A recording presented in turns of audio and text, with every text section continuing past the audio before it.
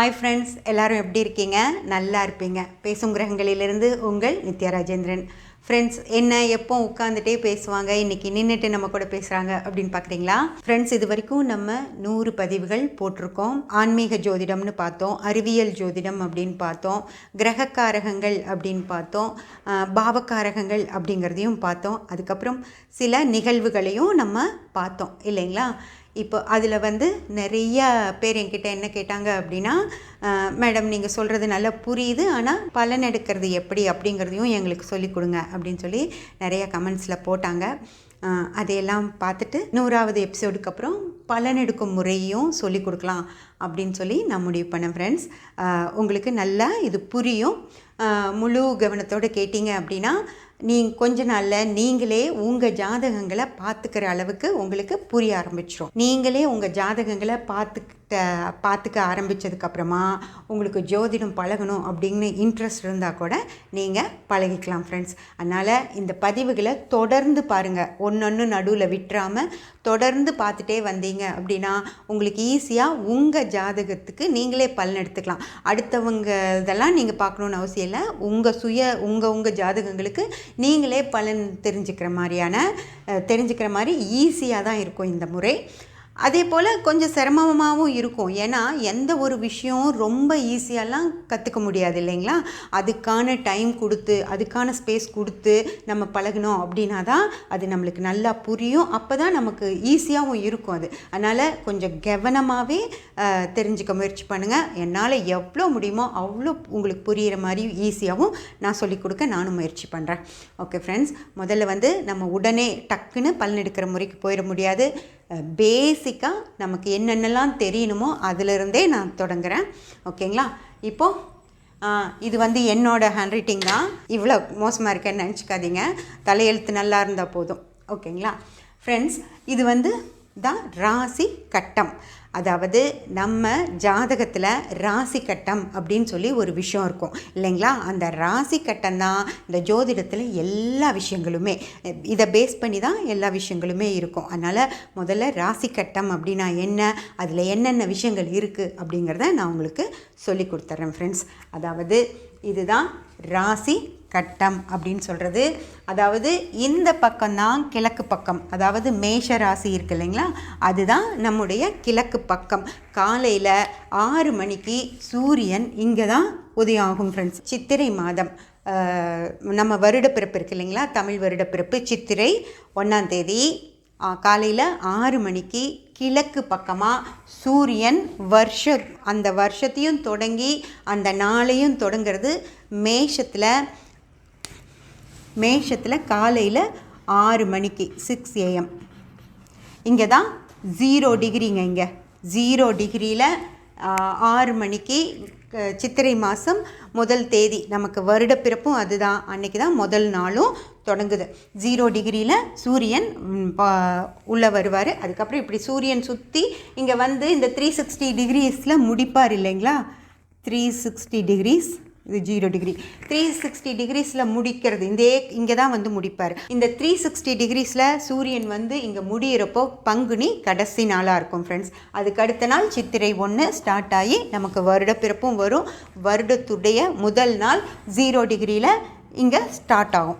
இதுதான் மேஷ ராசி கட்டத்துடைய நம்ம உலகம் 360 டிகிரிஸ் கொண்டது. அந்த 360 டிகிரிஸை 30 சரி சமமான பாகங்களாக 12 பாகங்களாக பிரிச்சிருக்காங்க. அந்த 12 பாகங்களுக்கும் ஒவ்வொரு பேர் கொடுத்துருக்காங்க, அதுக்கு சின்னமும் கொடுத்துருக்காங்க. முதல் 0 டிகிரியிலேருந்து 30 டிகிரி வரைக்கும் மேஷம்னும் அதுக்கு ஆடை சின்னமாக கொடுத்துருக்காங்க. அடுத்து 30 டிகிரியிலேருந்து 60 டிகிரி வரைக்கும் ரிஷபம்னும் அதுக்கு காலமாடை சின்னமாக கொடுத்துருக்காங்க. அடுத்து ஃப்ரெண்ட்ஸ், 60 டிகிரியிலேருந்து 90 டிகிரி வரைக்கும் இருக்கிற 30 டிகிரிகளுக்கு மிதுனம்னு பேர் கொடுத்து ஆண் பெண் சின்னத்தை கொடுத்துருக்காங்க. அதுக்கப்புறம் 90 டிகிரியிலிருந்து 120 டிகிரி வரைக்கும் இருக்கிற 30 டிகிரிகளுக்கு கடகம் அப்படின்னு சொல்லி பேர் கொடுத்து 120 டிகிரியிலிருந்து 150 டிகிரி வரைக்கும் இருக்கிற 30 டிகிரிகளுக்கு சிம்மம் அப்படின்னு பேர் கொடுத்து சிங்கத்தை சின்னமாக கொடுத்துருக்காங்க. அதுக்கடுத்து 150லேருந்து 180 வரைக்கும் இருக்கிற 30 டிகிரிகளுக்கு கன்னி அப்படின்னு சொல்லி பேர் கொடுத்து ஒரு கன்னி பெண்ணை சின்னமாக கொடுத்துருக்காங்க. அடுத்து 180 210 வரைக்கும் இருக்கிற 30 டிகிரிகளுக்கு துலாம் அப்படின்னு சொல்லி பேர் கொடுத்து தராசை சின்னமாக கொடுத்துருக்காங்க. அடுத்து 210 240 வரைக்கும் இருக்கிற 30 டிகிரிகளுக்கு விருச்சகம் அப்படின்னு பேர் கொடுத்து தேலை சின்னமாக கொடுத்துருக்காங்க ஃப்ரெண்ட்ஸ். அடுத்து 240 270 வரைக்கும் இருக்கிற 30 டிகிரிகளுக்கு தனுசு அப்படின்னு பேர் கொடுத்து வில்லம்ப சின்னமாக கொடுத்துருக்காங்க. அடுத்து 270 டிகிரியிலிருந்து 300 டிகிரி வரைக்கும் இருக்கிற 30 டிகிரிகளுக்கு மகரம் அப்படின்னு பேர் கொடுத்து குதிரையை சின்னமாக கொடுத்துருக்காங்க ஃப்ரெண்ட்ஸ்.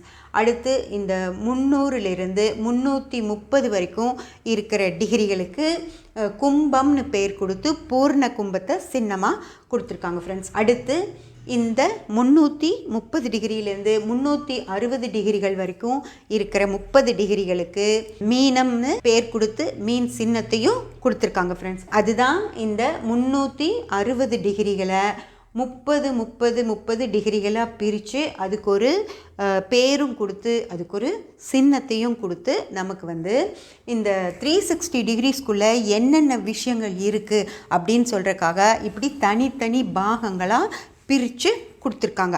இதை நீங்கள் நல்லா புரிஞ்சுக்கிட்டிங்கன்னா, அதாவது எது மேஷம் ரிஷபம், மேஷம்ங்கிறது 1வது கட்டம், ரிஷபம் 2வது கட்டம், மிதுனம் 3வது கட்டம், கடகம் 4வது கட்டம், சிம்மம் 5, கன்னி 6, துலாம் 7, விருச்சகம் 8, தனுஷு 9, மகரம் 10, கும்பம் 11, மீனம் 12. இந்த 12 கட்டங்களும் என்ன அப்படின்னு தெரிஞ்சு வச்சுக்கோங்க. இதுதான் பேசிக் விஷயம். இந்த பேசிக் விஷயத்துலேருந்து தான் எல்லா விஷயங்களுமே வரப்போகுது ஃப்ரெண்ட்ஸ். இதை நீங்கள் நல்லா தெரிஞ்சுக்கோங்க.